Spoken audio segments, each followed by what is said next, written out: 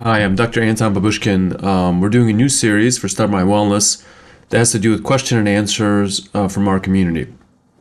One of the questions that I often hear is online therapy effective? Can online therapy help me? My experience as a therapist in the last 15 years is prior to COVID, we had very few online therapy sessions. Occasionally we do phone sessions. It wasn't very common. In the last few years, there's been sort of this experiment, so to speak, or a change where technology has made it a lot easier, a lot more possible to do online work. A lot of people access it, wonder about it, think about it. My own experience has been that it's pretty effective. Is it equally effective? It's hard to say.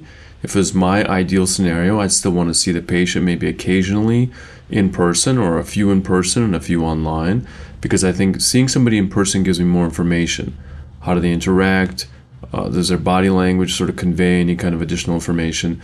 I think that's really helpful as a therapist. But overall, I found that online therapy reduces the distance. It allows people to get access when they can't drive in for every appointment.